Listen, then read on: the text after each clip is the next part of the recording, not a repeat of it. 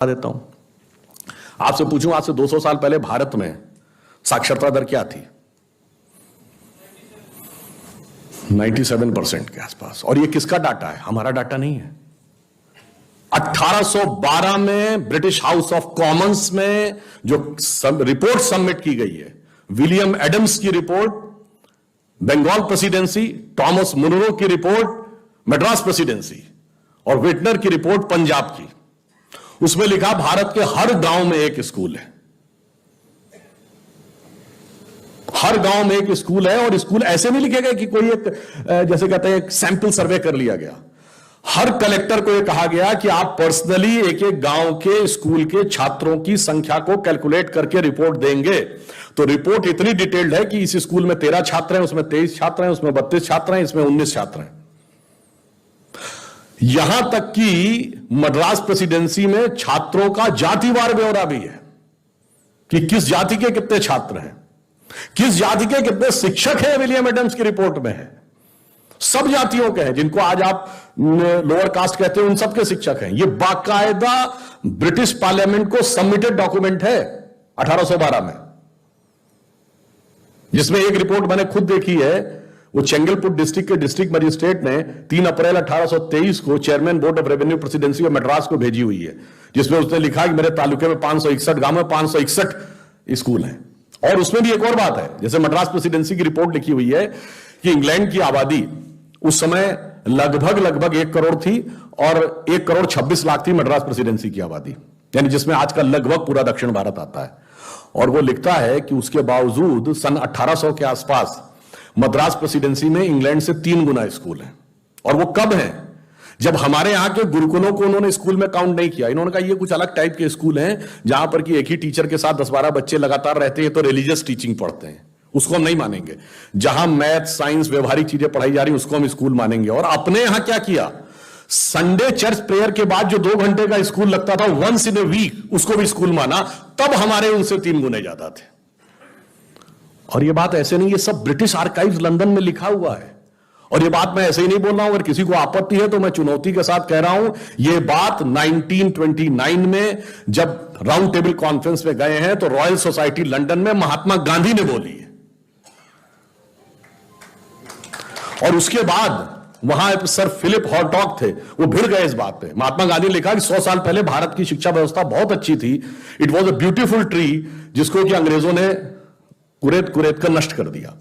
अब वो भिड़ गया, नहीं आप ऐसे कैसे कर सकते हैं। खूब डिस्कशन हुआ, उन्होंने गांधी जी का इंटरव्यू लिया। उसके बाद गांधी जी ने कहा मैं आपको इसका, उन्होंने कहा मुझे इसका वो चाहिए डॉक्यूमेंट्री एविडेंस। गांधी जी ने कहा डॉक्यूमेंट्री एविडेंस देंगे। फिर जब वो यहां वर्धा जेल में थे, उनके बाद फिर लेटर आया, वो बीजे नहीं साहब हमें डॉक्यूमेंट्री एविडेंस चाहिए। तो उन्होंने कहा मैं जेल में हूं, मिस्टर केटी शाह इसका जवाब देंगे। केटी शाह बाद में कॉन्स्टिट्यूएंट असेंबली के मेंबर रहे। केटी शाह ने दोनों रिपोर्ट कोट करके दी। उसके बाद चौंक तो गए फिलिप हॉटॉक, मगर फिर भी वो मानने को तैयार नहीं थे। उसके बाद 1939 में कलकत्ता यूनिवर्सिटी ने ये पूरी की पूरी विलियम एडम्स और थॉमस मुनरो की रिपोर्ट दोबारा प्रकाशित की। उसके बाद फिलिप हॉटॉक ने चिट्ठियां देना बंद कर दिया। और स्वतंत्रता के बाद, इसीलिए आपने नाम सुना होगा, प्रख्यात लेखक धर्मपाल थे, उन्होंने 7-8 साल जाके लंदन में रिसर्च करके सारे डॉक्यूमेंट निकाले जो भारत में नहीं थे। और गांधी जी का ही जवाब देने के लिए गांधीवादी ने किताब लिखी, द ब्यूटीफुल ट्री। और अफसोस कि नेहरू के जमाने में नेहरू का विरोध करने के लिए वो जेल चले गए।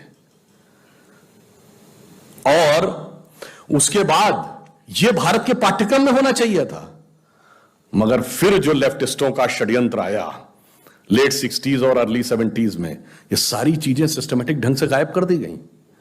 और उसमें क्या षड्यंत्र था, आज वो सारे फैक्ट्स अवेलेबल हैं, आप लोग जाकर चेक कर सकते हैं। Mitrokhin's archive, KGB in the world part 2 पढ़ लीजिए, भारत के साथ क्या हो रहा था 60 के दशक के अंत या 70 के दशक में। एक रशियन केजीबी का एजेंट था यूरी बेजमेनेव, जो 70 के दशक में भारत में पत्रकार बनकर रहता था। उसने लिखा है कि कैसे भारतीय संस्कृति को तोड़ने का बाकायदा एजेंडा दिया गया था। और उसने कहा था वो एजेंडा देने के लिए हमें उसको स्टडी करना था। मैंने स्टडी की तो मैं उसका मुरीद हो गया। और ये मेरे लिए इतनी खतरनाक बात थी कि अगर ये बात लीक हो जाती तो मुझे तुरंत निपटा दिया जाता। और उसने ये लिखा है कि हमारा एक एजेंडा था, उसने वर्ड्स यूज किए हैं, first stage 15 to 20 years stage of demoralisation, पहले डिमोरलाइज करो सोसाइटी को, तुम्हारी हर चीज गलत, तुम्हारी संस्कृति गलत, तुम्हारा धर्म गलत, तुम्हारी व्यवस्था गलत, तुम्हारा विचार गलत। जब डिमोरलाइजेशन कंप्लीट हो जाए, the second stage stage of destabilisation. अब जगह जगह आंदोलन खड़े करो उन्हीं मुद्दों को लेके, जो थे ही नहीं उन मुद्दों को खड़ा कर दो आंदोलन में।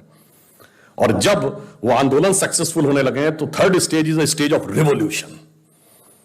अब उनको हिंसक आंदोलनों का रूप देना शुरू कर दो। And fourth stage is stage of normalization, उसने कहा है। और फिर उसने कहा, अब तो सारी बातें हैं कि भारत का इंटेलेक्चुअल संस्थान, भारत का मीडिया में कैसे लोग थे, जुडिशरी में कैसे था, सरकार में कैसा था, कांग्रेस पार्टी के अंदर उनकी क्या क्या दखल थी। और इसीलिए मैंने बात पहले भी कई बार कही, 1970 के बाद से एक पिछले 50 साल की मूवी बताइएगा जिसमें भगवा वस्त्रधारी को पॉजिटिव रोल में दिखाया गया हो। भगवा वस्त्रधारी छोड़िए, कंठी माला पहने हुए व्यक्ति, धोती कुर्ता पहने व्यक्ति, टीका लगाए व्यक्ति पॉजिटिव रोल में दिखता हो। भाषाई आधार पर मैं कहता हूं, शुद्ध संस्कृतनिष्ठ हिंदी बोलने वाला करेक्टर या तो विलेन होगा या कॉमेडियन होगा। कभी आपका ध्यान ही नहीं गया होगा इसकी तरफ। जैसे ये बात मैंने पहले भी एक बार बोली थी, शायद आप लोगों ने उसमें कभी वीडियो देखा हो। विनोद खन्ना जी का देहांत हो गया। बहुत पुरानी उनकी एक फिल्म थी ना, जिसका गाना था, प्रिय प्राणेश्वरी यदि आप हमें आदेश करें तो प्रेम का हम श्री गणेश करें। इसमें कौन सी हंसने वाली बात थी, मगर उसका पूरा चित्रण एक कॉमेडी के रूप में किया गया। शुद्ध हिंदी बोलना, संस्कृतनिष्ठ भाषा बोलना कॉमेडी का पात्र है। और इब्तिदाई इश्क में हम सारी रात जागे, अल्लाह जाने क्या होगा आगे, ये अच्छा गाना था। अगर हमें टफ इंग्लिश या टफ उर्दू के वर्ड आए तो हम इंफीरियरिटी कॉम्प्लेक्स में आ जाते हैं कि हमें नहीं पता, हमें सीखना चाहिए। और जरा सी शुद्ध हिंदी बोल दी जाए तो हम उसके ऊपर चढ़ जाते हैं, क्यों भाई ऐसी शुद्ध हिंदी क्यों बोल रहे हो, साधारण बोलो, हिंदुस्तानी बोलो। ये सब हमारे दिमागों में भरा गया। और ये मैं आपसे कैसे बताना चाहता हूं, इसको कभी आप गौर करिएगा।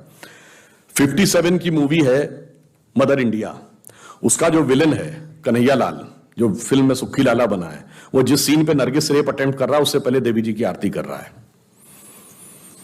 1985 की मूवी है राम तेरी गंगा मैली, उसमें जब वो हीरोइन जाती है और बनारस के घाट पर एक पंडित जी से वो मांगती है मदद, तो उसको घर ले जाते हैं और उस पर रेप का अटेम्प्ट करते हैं और उसके बाद ओम नमः शिवाय बोलते हैं।